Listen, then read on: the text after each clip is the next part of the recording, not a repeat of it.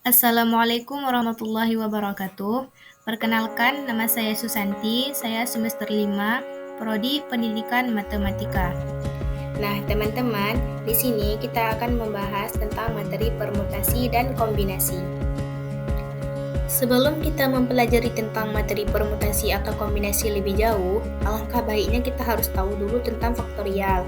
Jadi, faktorial merupakan perkalian n bilangan asli pertama, disebut n faktorial, yang diberi notasi n faktorial. Untuk rumusnya, ada n faktorial sama dengan n kali n kurang 1, kali n kurang 2, kali n kurang 3, hingga kali n kurang n. Untuk contohnya bisa dilihat di sini. Nah, untuk 0 itu, dia itu bukan bilangan asli, sehingga tidak termasuk dalam definisi faktorial. Tapi dalam beberapa operasi itu, seringkali kita ketemu dengan 0 faktorial. Jadi, para ahli sudah sepakat bahwa untuk 0 faktorial itu hasilnya adalah 1. Teman-teman tahu tidak apa itu permutasi dan kombinasi? Dan bagaimana cara membedakan keduanya? Jadi, permutasi merupakan aturan dalam penyusunan atau pencacahan suatu objek dengan memperhatikan urutan dari penyusunan objek tersebut. Sementara kombinasi merupakan aturan penyusunan atau pencacahan suatu objek tanpa memperhatikan urutan dari penyusunan objek-objek yang ada. Misalnya, dari huruf ABC, tentukan permutasi dan kombinasinya. Jadi, permutasi itu ada urutan ABC, ACB, BAC, BCA, CAB, dan CBA. Sementara kombinasi hanya ada ABC, tidak ada urutannya. Selanjutnya ada jenis-jenis permutasi. Yang pertama, permutasi unsur yang berbeda. Permutasi ini digunakan untuk menentukan banyaknya cara menyusun n unsur dengan melihat urutan. Rumusnya seperti di bawah ini. Perhatikan contoh berikut. Untuk menyambut sebuah pertemuan delegasi negara yang dihadiri oleh 5 negara, panitia akan memasang kelima bendera dari 5 negara yang hadir. Banyak cara panitia menyusun kelima bendera tersebut adalah. Nah, teman-teman, dari soal tadi kita misalkan 5 bendera itu seperti pada gambar samping ya. Kira-kira berapa banyak cara ya panitia menyusun kelima bendera tersebut? Jadi, caranya itu adalah kita bisa menggunakan rumus permutasi unsur yang berbeda. Kenapa harus menggunakan rumus tersebut? Itu karena di soal itu ada 5 buah bendera yang berbeda di setiap negaranya. Jadi, penyelesaiannya seperti yang ada di samping. Untuk selanjutnya, ada permutasi R dari N unsur dengan R lebih dari atau sama dengan 0, R kurang dari atau sama dengan N. Nah, permutasi dengan unsur yang berbeda ini terjadi ketika kita diminta untuk memilih hanya sebagian objek dari keseluruhan objek yang tersedia.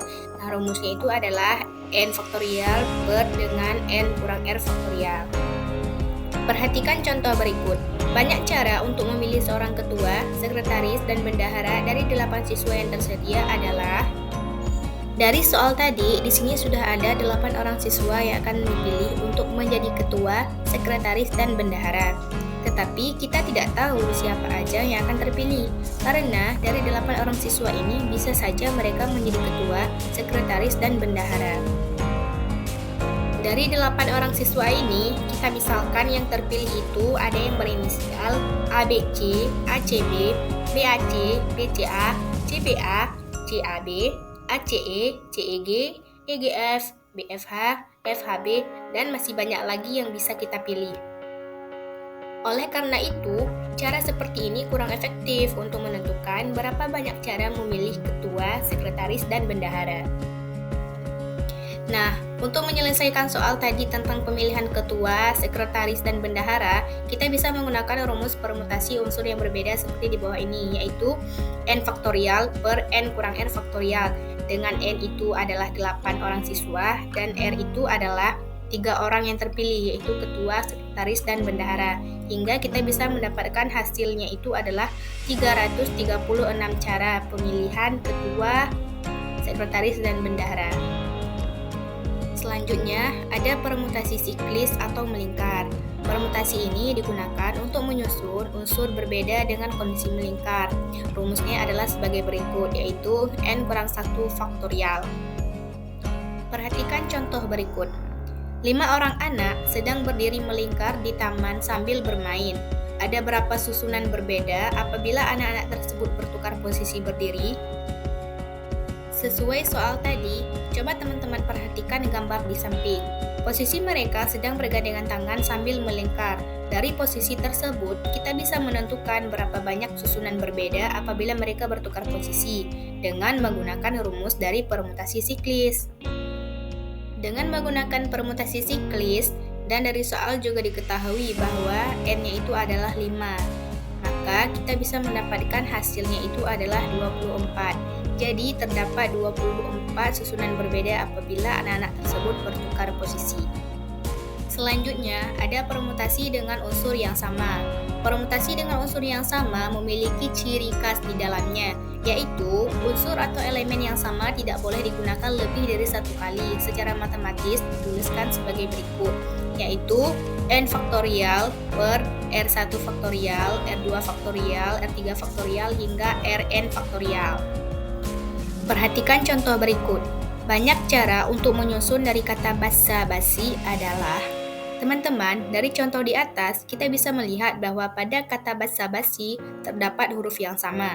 Oleh karena itu, untuk menyelesaikan soal tersebut, kita bisa menggunakan rumus dari permutasi unsur yang sama, yaitu... Nah, sebelum kita menggunakan rumus, kita harus tahu dulu bahwa di soal itu diketahui bahwa R-nya itu ada 10, yaitu banyaknya kata dari basa-basi. Terus ada R1, huruf B ada 2, R2 huruf A ada 3, R3 huruf S ada 4, R4 huruf I ada 2. Jadi, setelah kita masukkan ke rumus, didapatlah hasilnya itu ada 1260. Jadi, banyaknya cara menyusun dari kata basa-basi adalah 1260 cara. Ya, teman-teman. Baik teman-teman, materi tentang permutasi sudah kita bahas. Selanjutnya kita bahas tentang materi kombinasi. Seperti yang sudah dijelaskan di awal, bahwa kombinasi merupakan aturan penyusunan atau penjajahan suatu objek tanpa memperhatikan urutan dari penyusunan objek-objek yang ada. Rumus permutasi sebagai berikut, yaitu kombinasi R dari N sama dengan N faktorial per N kurang R faktorial dikali R faktorial. Perhatikan contoh berikut. Dari 5 orang kurir yang bekerja di Blang PD, akan dipilih 3 orang untuk mengirim paket ke wilayah Aceh Selatan. Ada berapa cara memilih kurir tersebut? Dari soal sudah jelas bahwa itu merupakan contoh kombinasi, karena cara memilih kurir urutannya tidak penting. Siapa saja boleh, karena mereka semua adalah kurir. Berikut penyelesaian dari soal di atas. Diketahui N sama dengan 5, R sama dengan 3. Dengan menggunakan rumus kombinasi, kita bisa mendapatkan bahwa hasilnya itu ada 10. Jadi, banyaknya cara untuk memilih kurir yang mengirim barang ke wilayah Aceh Selatan adalah 10 cara. Sekian dari materi permutasi dan kombinasi hari ini. Saya ucapkan terima kasih. Assalamualaikum warahmatullahi wabarakatuh.